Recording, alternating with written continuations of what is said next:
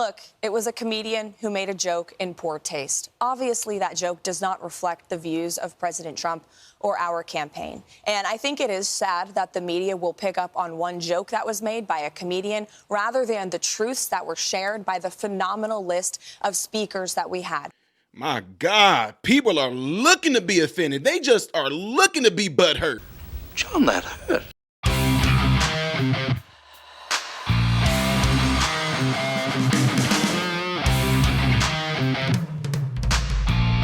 How are you guys doing? Welcome to the channel. I am Ty Smith. You're watching my channel, Model Renaissance Man. I appreciate you guys taking time out of your day to view my content. Make sure that you are following me on all the platforms you see above and below. Clicking this like button right here would be very grateful to me because it helps my content to consistently be recommended to you while also pushing it out in the YouTube algorithm world. Last but not least, make sure you subscribe, hit the thumbs up button and the bell notification. I already know I said thumbs up button, but the bell notification is really important. That allows you to be notified when I post a video like the one you're watching right now. I don't know if you got notified or you just haven't just stumbled upon it. I hope that you're being notified by it. All right. So, ladies and gentlemen, if you saw the last video that I did, I told you guys that I will be covering this particular video in regards to a comedian getting up and making a joke, right? And it apparently set some people off. Like, it set some people off, man. They got pissed in this particular joke. So here we have a gentleman by the name of Hinchcliffe. Does that say Hinch? Yeah. Tony Hinchcliffe. That's what I'm rolling with. Tony Hinchcliffe. And this is the joke that got everybody just pissed off and mad. And here it is. It is absolutely wild times. It really, really is. And, you know, there's a lot going on. Like, I don't know if you guys know this, but there's literally a floating island of garbage in the middle of the ocean right now. Yeah. I think it's called Puerto Rico. Okay. All right. Okay. We're getting there. Again, normally I don't follow the national anthem, everybody. So, you notice right there, after he said the joke, there wasn't a whole lot of ha, ha, ha, ha, and he felt it. And when he did, he was like, okay, we're getting there, we're getting there. In other words, he knew that that joke failed and it did not do well, right? A lot of people in the crowd did not find it funny. In fact, as you can tell, majority of the crowd did not find it funny. So what do? They take that and make it like Donald Trump is just out here encouraging these people to go at folks. It was intentionally meant to be funny, right? But now I want to bring y'all attention to something here. Whether he told it as a joke or whether Trump made a statement about something being true, it does not matter. Y'all still get pissed off how it was said. What are you talking about, Ty? Remember Trump called it certain places over in Africa holes? Remember that? Yeah, I think it was Haiti and all that, or countries like that. He called them holes. Why would he say that? That's so racist. Why would he say that? Now, this guy's making a joke.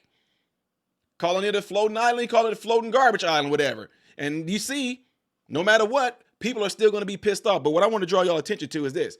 They made it seem like because this was going on and that this happened, that Trump endorsed it.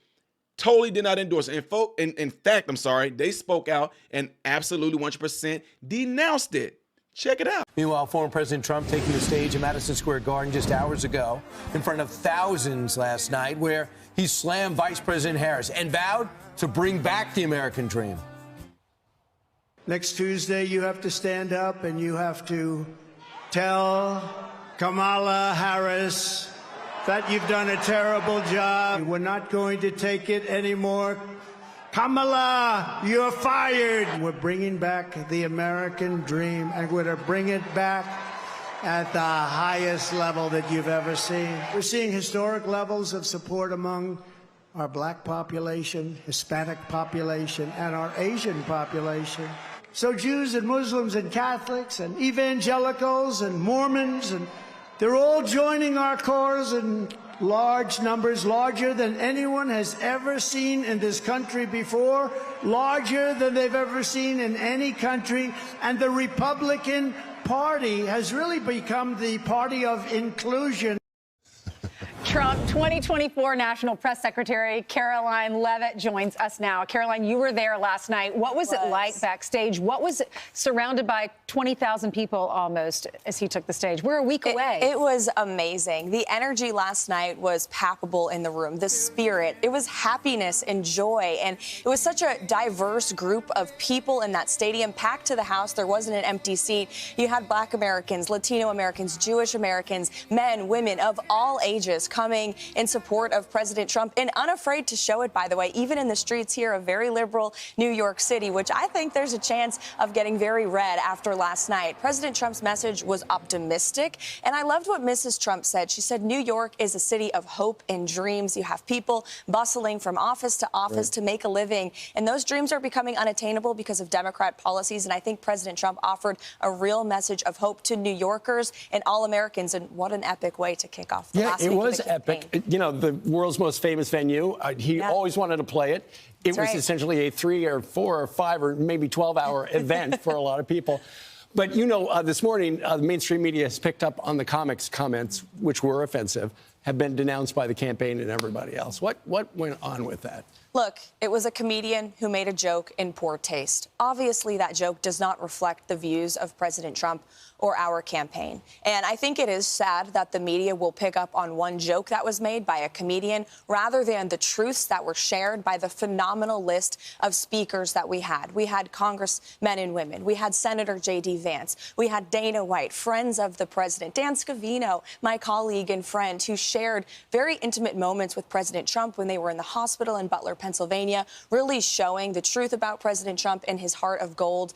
And the crowd, they didn't mind, right? Again, it was a diverse group of people. The joke fell flat, but the crowd was there because they know who President Trump is, and they know he wants to be a president for all Americans. So, Caroline, let's talk about the ground game, because when you look at the polling, when you see the Trump movement, it's clear that the momentum is on you guys' side right now. The question is, how do you get that momentum to the polls as well? So what are you guys doing differently this time that y'all did the last election? Well, I may be biased, but I think Team Trump has the best ground game in the business right now. And our team has been out there on the ground focusing on registering voters and turning out voters for months, doing that hard work. And we're seeing it pay off in the early voting returns. Pennsylvania, there's been a 20-point swing from 2020 in early voting towards Republicans. North Carolina, Republicans are leading the early vote right now. Nevada, the first day of early voting in Clark County, Republicans led by 19 points. And so we are seeing Republicans and all Americans are taking President Trump seriously when he says get out and bank your vote early. So I'll use this opportunity to share that with the American people today.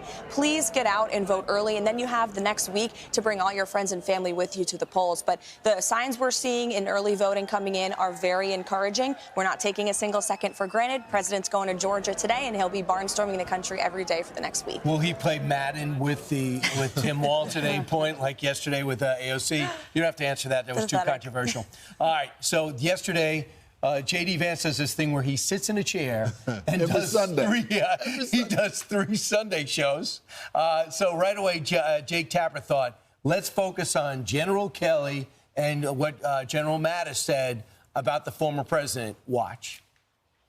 We've now spent 5 minutes talking about people in Donald Trump's staff who think he's not fit for office. He fired. Well, Can we talk about how Americans can't afford groceries? We're actually Can we talk about the fact that Americans can't afford the cost of housing? Ask yourself a basic question about network integrity.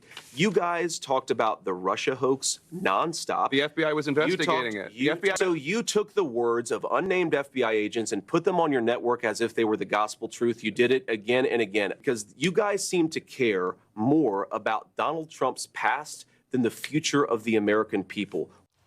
Your thought about that exchange, which went on for about 25 minutes. I mean, almost. It was brutal. I mean, it was another takedown by Senator Vance. He is the best surrogate we have on behalf of President Trump. He's so good. But you know why he's good? Because he speaks the truth. And it's easy to do that when you have truth on your side. And Jake Tapper and CNN pushed lies about President Trump. They have for the past nearly 10 years now. They were the lead propagandists of the Russia hoax, never walked that reporting back. There are still journalists out there who have Pulitzer Prizes for reporting reporting on fake intel and fake stories about President Trump. And look, the American people are realizing you can't buy the lies of the mainstream media. That's why today in 2024, President Trump is more popular than he has ever been since 2016. They're not buying it. Mick Mulvaney and Ryan Priebus, also chief of staff, they know nothing about that. They want to interview and get some balance there. And it's pretty clear that as great a person as General Kelly is and what everything Madison did for the country, they didn't get along with the president. And if you talk to H.R. McMaster, he writes in his book that they didn't like the president and they thought it was their job to rein him in. Why don't they think they should balance out that conversation? Because it's The Atlantic and it's Jeffrey Goldberg and it's the same reporter who authored the Suckers and Losers hoax ahead of the 2020 election. He's not a journalist, he's an activist, and he acts on behalf of the Democrat Party and the left. Well, Caroline, you were in the press shop as well. That's right. Back in the day. Yes. Do you remember hearing anything about this? Because, I mean, they were leaking like crazy. So this would have come out That's at right. that period of time. Absolutely not. These are unequivocally false lies about President Trump, and there are multiple on-the-record sources who refuted this, some of them who don't even speak to President Trump anymore, but they came out to say this is false, and I feel an obligation to speak the truth. And again, the American people see that. Well, thank you very much for joining us. Thank you. Okay, so you saw that, you heard all that, folks, right? You heard what they said. They came out, pretty much, though what he said does not express the views of Trump. It was there just for comedic relief. Nobody got offended by it. You know, some people might have got offended by it. Some people might have laughed. Some people may not have laughed. The whole purpose I'm trying to tell you guys is the fact that that's showing you that this is what we're all about. It's about free speech. Some people are going to like it. Some people are not going to like it. One of the biggest things, though, is this. Why is it that if he say it, people can get offended? But when George Lopez says something like this, it's okay. Like this. Donald Trump said he was going to build a wall. And George Lopez said, you better build it in one day, because if you leave that material out there overnight. Don't act like y'all don't know what I'm talking about. Because it's just like the whole notion, I can talk about my mama, but you can't. What are you talking about, Ty? Black folks, we can sit there and rap about stuff saying nigga, nigga, nigga all day, nigga this, nigga that. We can make jokes saying nigga in there. Let a white person do it. All hell's gonna break loose.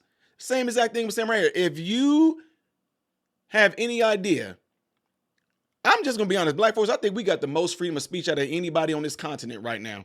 Let's just keep it real. We can get away with saying anything and nothing's gonna happen to us. Nobody better not dare say anything to us. We can be anti-Semitic almost. We can almost be racist towards other races, and nothing will be said just because black people can't be racist. I don't know where that stuff came from, but that's what they're saying. So this is what I'm saying. I find it interesting that if he makes a joke about something like that, they come out of the woodworks getting all offended and mad and everything over a joke. But yet Trump has been called Hitler. The followers have been called Nazi followers. Y'all call people like me who decide not to get the Fauci ouchie hokey pokey clot shot that we are the actual disease. Y'all remember? Oh yeah, you don't forget that. This is what y'all did. But now that somebody tells a joke, you want to come out and be all kind of extra offended. Just like the last video I just showed you guys. Look what MSNBC did with making it seem like making the comparison to Trump when stuff happened back in with Germany coming over in Madison Square Garden and trying to make it like there was a parallel. That was absolutely crazy right there. Y'all had nothing to say about that. Y'all, well, it is kind of like, well, it is kind of like. So then what if somebody else came out and said, well, Puerto Rican is like a floating garbage? Y'all gonna get offended by it. See what I'm saying? It does not matter, folks. This is what the freedom of speech is all about, like Elon Musk said. It's about somebody being able to have the freedom to say something that you're not going to like or you're not going to agree with. That's how you know that we truly have freedom of speech. Not that you can sit there and get pissed off and now you want to cancel somebody. You want to shut them off. You don't want them to be able to speak or talk anymore because it made you mad. It offended you. Guess what? Life goes on. Get over it. Like Candace Owens said, hey, get a helmet. I'm just saying. Anyway, what are y'all thoughts on this? Let me know in the comment section. I want to know what you guys think about this. Do you think that it's hypocritical for them to say that? You know, I showed you the George Lopez part and I showed you that guy's part. It's like they pick and choose. Find something to be offended over so you can just put it on the fake news media and make it out like, oh, bear that Trump thing. They look at them. All them supporting him. The fact that they even let him say that, blah, blah, blah, blah. Even though they clearly came out with the Trump campaign, clearly came out and said that they denounced that. They said that it was not, it was not the views of Trump. The things that were expressed was not the views of Trump, and they deemed it, bad taste, whatever like that. But still, nobody's going to say anything. They're just going to, well, Trump knew he was going to say that. He read the transcript. Nope. So yeah, let me know what y'all think. Putting it in the comment section, folks, because this right here is nothing more than an attack on freedom of speech, which is why we have a lot of censorship going on platforms just like what I'm on right now. You don't believe me? Watch how the views and everything get suppressed because they don't like a message like this being pushed out. Make sure you guys do what you see going on in this cloud right here, if you would, please. And also, like I always say, please get into your cell phone. If there's one person in your cell phone, just one, that you know would benefit from watching this channel, then please let them know about this channel. You know what I just thought about? It almost sounds like I'm one of those ministers on TV, don't it? Guys, if you can just give $1, you can help, Zimbabwe over in Africa. Just $1. But at least what I'm asking y'all for is free. It don't cost you nothing. Just maybe a little bit of energy to press a button. Anyway, folks, the next video that I will be doing in chronological order most likely is going to be up here. Things that I do as a variety on this channel that definitely may be of a help to you that you may not know will be down here. I am Ty Smith, Modern Renaissance Man, hoping and praying that every last one of you have food, shelter, and clothing. And most of all, I pray every last one of you guys are in great health mentally, physically, emotionally, spiritually. God bless you all through Jesus.